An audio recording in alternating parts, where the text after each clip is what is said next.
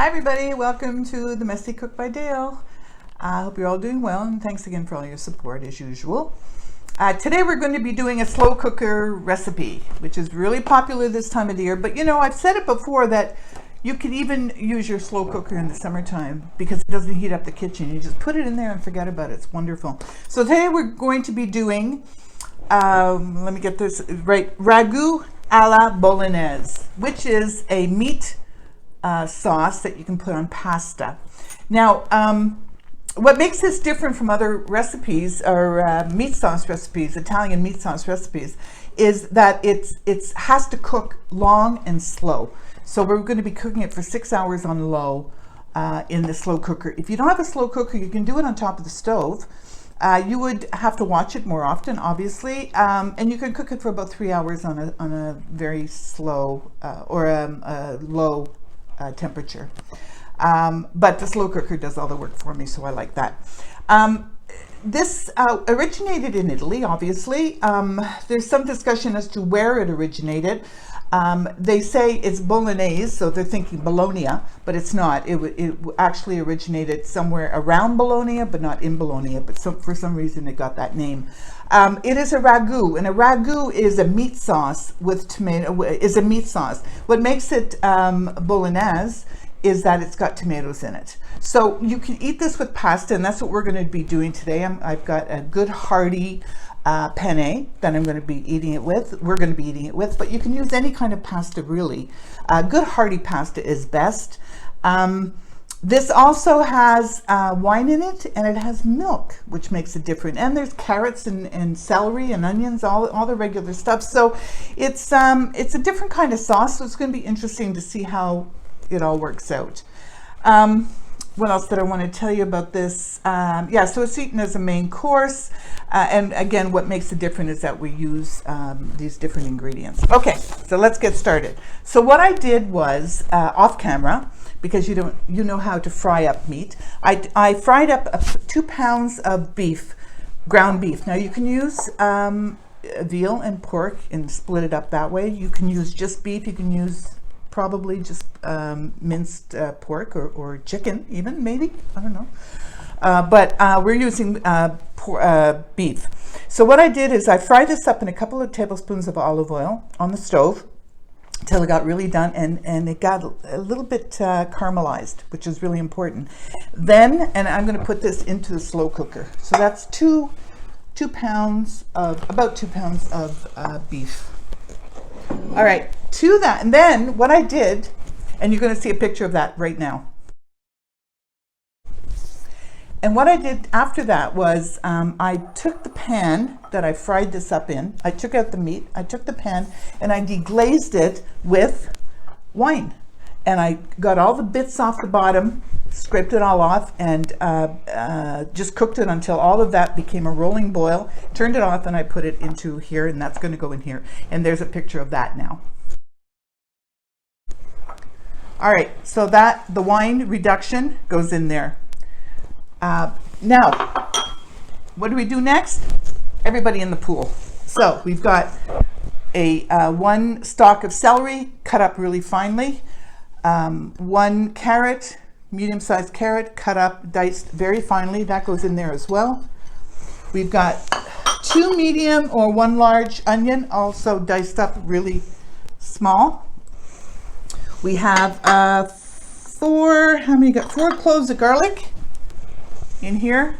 That goes in there. That might have been a bit more than 4, whatever. We also have 2 28 cans of crushed tomatoes. I use the San Marzano tomatoes right here. They're whole. So what I do is I take my kitchen scissors and I cut them up, or you can do by hand and just swish it up. But you know, it's all going to be cooked out anyway. So that's 2 28-ounce cans. Okay, so this is going to be a lot. Okay, so that goes there. To that, I'm going to do 4 tablespoons of tomato paste. 2, eyeball it, 3 and 4 tablespoons of tomato paste. 3, what are these? The beef bouillon cubes. I use Knorr. Okay, so 3 of those sort of mashed up. I've got 1, 2 here and a third one here. I'm just going to mash up. And that's what makes it different too than a regular spaghetti sauce, is that there is meat bouillon in there. Okay, next. What else do I need? Oh yes, so we've got 3 dried bay leaves. That goes in there. And we're going to put in some chili. Let me just make sure I don't put in too many chili, although, you know, it's all good. 2 teaspoons of dried chili flakes. Gives it a bit of a punch. We're doing, this is what, oregano. 3 teaspoons of oregano. This smells so good. If you have fresh, then of course you're going to use the fresh. 2 teaspoons of dried thyme. That's different. It doesn't usually go into a spaghetti sauce. This is a rich, beautiful sauce that, again, you can use not only on pasta, you can use it on rice maybe. You can use it on nice crusty bread. It'd be delicious. Okay, let me make sure. Salt and pepper. A good dusting of salt. We've got ourselves some freshly ground pepper. Some Worcestershire sauce. Worcestershire sauce, whatever. Anyway, you know what I mean. A few drips of that. And milk. 1/3 cup of milk. What about the olive oil? That's went into the making of the. Already in there? Yeah. The olive oil. The wine's in there too? And the wine is too. You have to pay attention then. I'm manning the camera. I know you are. I know. Okay, so there you have it. Look at this. It's so hearty and so thick, and it hasn't even started cooking yet. Wonderful. Take a look. Look at that. It's a good hearty meal. And again, you don't have to have it on pasta. We are going to, and I'll show you that when we come back. So I'm going to put a lid on this. And we are going to cook it on low for about 6 hours, or you could probably put it on high for 3. All right, so we'll see you back in about 6 hours or so with, the name of it is Ragu Alla Bolognese. Okay, see you later.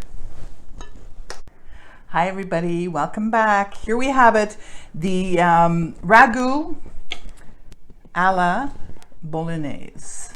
It's been cooking for 4.5 hours. Now I had it on slow or a low temperature, and I would plan on keeping it going for 7 hours, but I didn't have the patience. So I put it on high and I put it in there for 4.5 hours. Now there's plenty. What I would really suggest is that you have a great meal with it today, put it away for leftovers tomorrow, or you can freeze it. Freezes really well, or you can share it. All right, so I want to tell you about my pasta. This sauce, it's really rich, it's beautiful, it smells really good. What you want to do is have it with a nice big pasta, like a strong pasta. And I'm using penne rigate. And this is the big stuff. And I got this in from Tim and Andrea. Actually, they gave it to me for Christmas in a beautiful gift basket with all kinds of other stuff. And this was bought in Little Italy in Montreal. So I would suggest that if you're going to spend the time and energy to make a really great sauce, buy a really good pasta to go with it. Don't scrimp and save on the pasta.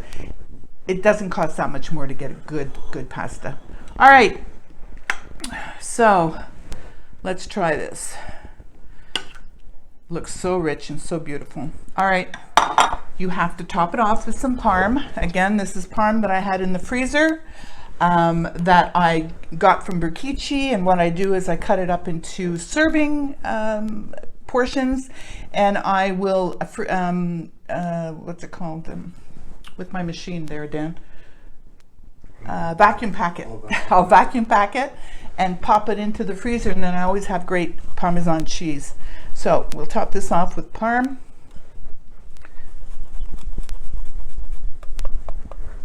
Now I did taste it for salt, And I thought maybe I could use a little more salt, but you know what? There's salt in the cheese, so it's fine. All right, so let's have salute. A good red wine. You can go white with this as well. Okay, let's give this a try.